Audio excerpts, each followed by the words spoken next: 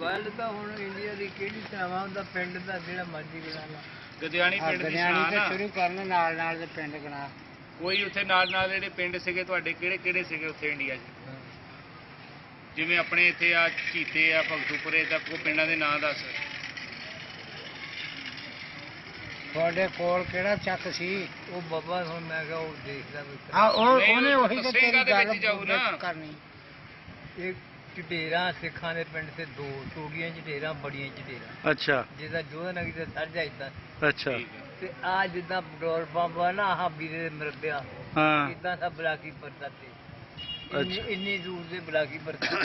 ਅੱਛਾ। ਤੇ ਆ ਜਿੱਦਾਂ ਬੁੱਝਾਂ ਦੇ ਟੇਲਾ ਏਦਾਂ ਸੂੰਢ ਸਾ ਸਿੱਖਾਂ ਦਾ ਪਿੰਡ, ਅੱਧੇ ਰਾਈ ਦੇ ਅੱਧੇ ਸਿੱਖ। ਅੱਛਾ।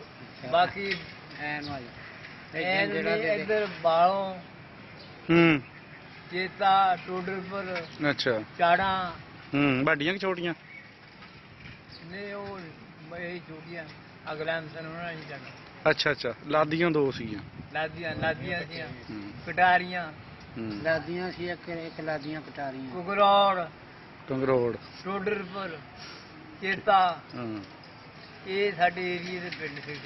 ਤੁਹਾਡੇ ਪਿੰਡ 'ਚ ਕਿਹੜੀ ਬਰਾਦਰੀ ਬਹੁਤੀ ਬੈਠੀ ਸੀ? ਸਾਡੇ ਪਿੰਡ ਹੋਰ ਕੋਈ ਨਾ ਸੀ ਸਾਡੇ ਬਗੈਰ। ਗੁੱਜਰ ਹੀ ਸੀਗੇ? ਮੁਸਲਮਾਨ ਗੁੱਜਰ? ਹਾਂਜੀ, ਕੋਈ ਨਾ ਸੀ। ਮੁਸਲਮਾਨਾਂ ਦੀ ਨਹੀਂ ਪੱਕੀ ਗੱਲ ਹੈਗੀ, ਉਦਾਂ ਗੁੱਜਰ ਸੀਗੇ।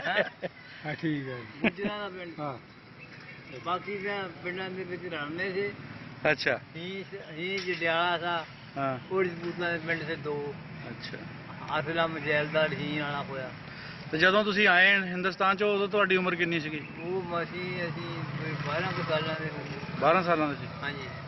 ਪਤਾ ਸਾਰਾ ਹੀ ਕਿੱਦਾਂ ਹੈ? ਹਾਂਜੀ ਠੀਕ ਪਤਾ। ਕੀ ਮੁਸ਼ਕਲਾਤਾਂ ਹੋਈਆਂ ਰਸਤੇ 'ਚ ਆਉਣ ਲੱਗੇ? ਸਾਡੇ ਪਿੰਡ ਹਮਲਾ ਕੋਈ ਨਹੀਂ ਬੋਲਿਆ। ਅੱਛਾ।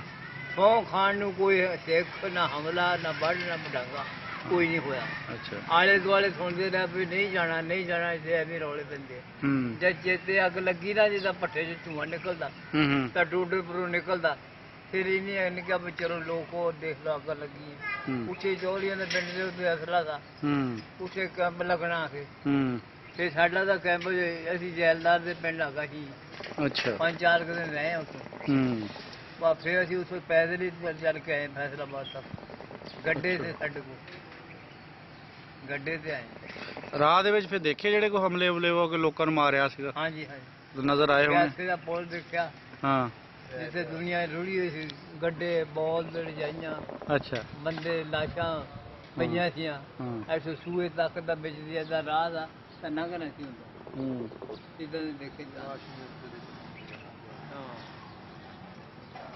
ਇੱਦਾਂ ਦੇ ਪਿੰਡ। ਬੜਾ ਔਖਾ ਜੀ ਆਪਣਾ ਸਾਰਾ ਕੁਝ ਛੱਡ ਕੇ ਆਉਣਾ। ਹਿੰਦੂ ਕੋਈ ਨਹੀਂ ਸੀ ਤੁਹਾਡੇ ਪਿੰਡ?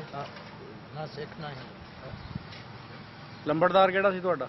ਜਲਾਲਦੀਨ ਲੰਬੜਦਾਰ। ਫਰੋਜ਼ ਲੰਬੜਦਾਰ ਕਣੇ 28 ਬੈਠਾ। ਉਹ ਫਿਰ ਸਤਿਆਣੇ ਰੋਡ ਤੇ ਨਾ, ਸੋਰੀ ਅਮੀਪੁਰ ਰੋਡ ਤੇ। ਕਣੇ 28 ਅਮੀਪੁਰ ਰੋਡ। ਗੁਜਰਾਤੀ ਬਹਿ ਸਾ ਜਲਾਲਦੀਨ ਲੰਬੜਦਾਰ। ਆਪਣਾ ਪਿੰਡ ਦਾ ਨਾਂ ਤਾਂ ਲੈ ਕਿਹੜਾ ਸੀ?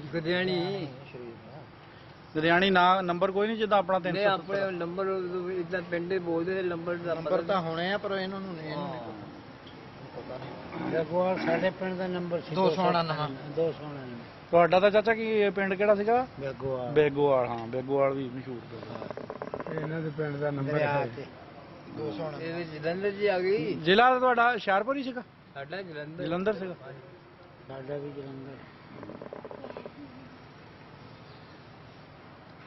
ਸਾਡੇ ਪਿੰਡ ਰਾਜੀ ਕੌਮ ਕੋਈ ਵੀ ਨਾ ਸੀ। ਫਿਰ ਪਤਾ ਲੱਗੀ ਜਾਂਦਾ ਦੇਖ ਲੈ ਵੀ ਹੁਣ ਤੁਸੀਂ ਬੇਨੰਬਰ ਹੋਈਆਂ ਪਿੰਡ ਦਾ ਨੰਬਰ ਵੀ ਕੋਈ ਨਹੀਂ। ਉਹ ਨੰਬਰ ਇਸ਼ਤਿਹਾਰੀ ਸੀ। ਪਿੰਡ ਨੰਬਰ ਬੋਲ ਲੈਣਾ ਸੀ। ਇੱਧਰ ਪਿੰਡੇ ਸੁਣਿਆ ਉਹ ਜੱਦੀ ਪੋਸਟੀ। ਤੈਨੂੰ ਚਾਚਾ ਤੈਨੂੰ ਪਤਾ ਨਹੀਂ ਨੰਬਰ ਹੋਊਗਾ ਨੰਬਰ ਤਾਂ 420 ਨੰਬਰ ਤਾਂ ਨਹੀਂ ਸੀ ਕਿਤੇ। ਅੱਛਾ ਹੈਗੇ 420 ਆ ਗਏ। ਅੱਛਾ। ਕੋਈ ਸ਼ੱਕ ਨਹੀਂ। ਸ਼ੈਤਾਨ ਵਿਆਹ ਫਿਰ ਚਾਚਾ ਕਿ ਮਾਈ ਕਿੰਨੀ ਦੇਰ ਬਾਅਦ ਹੋਇਆ ਇੱਥੇ ਆ ਕੇ ਪਾਕਿਸਤਾਨ? ਇੱਧਰ ਆ ਕੇ? ਹਾਂ ਵੇ ਥੋ ਨਹੀਂ ਮੈਨੂੰ ਪੱਕਾ। ਅੱਛਾ ਵਿਆਹ ਦਾ ਵੀ ਥੋ ਨਹੀਂ ਹੈਗਾ? 20 ਸਾਲਾਂ ਬਾਅਦ ਹੋ ਗਿਆ। 20 ਸਾਲਾਂ ਬਾਅਦ। ਉਦੋਂ ਫਿਰ ਬਰਾਤ ਕਾਹਤੇ ਗਈ ਸੀ? ਕਾਰਾਂ ਕੂਰਾਂ ਤੇ ਜਾਂ ਗੱਡਿਆਂ ਗੁੱਡਿਆਂ ਤੇ ਜਾਂਦੀ ਸੀ? ਗੱਡੀ ਰੇਲ ਗੱਡੀ ਤੇ। ਕਿੱਥੇ ਗਏ ਸੀ? ਅੱਛਾ ਬਲਾਕੀ। ਇੱਥੋਂ ਟ੍ਰੇਨ ਚ ਪਹਿਲਾਂ ਇੱਥੇ ਆਣ ਕੇ ਅਸੀਂ ਬਾਈ ਫੈਜੇ ਦਾ ਵਿਆਹ ਕੀਤਾ ਨਵੇਂ ਲਾਹੌਰ ਅੱਛਾ ਤੇ ਅਸੀਂ ਜਾਣੀ ਇੱਥੋਂ ਨਾ ਉਦੋਂ ਭੱਲੇ ਚ ਮਨੇ ਤੁਰ ਕੇ ਗਏ ਨਵੇਂ ਲਾਹੌਰ ਤੋਂ ਤਾਂ ਫਿਰ ਜਦ ਸਾਡੀ ਵਾਰੀ ਆਈ ਤਾਂ ਫਿਰ ਰੇਲ ਗੱਡੀ ਠੀਕ ਹੈਦਰਾਬਾਦ ਤੱਕ ਬਈ ਹਾਂਜੀ ਇਹ ਥਾਂ ਤੁਰ ਕੇ ਬੇਲਾਰੀ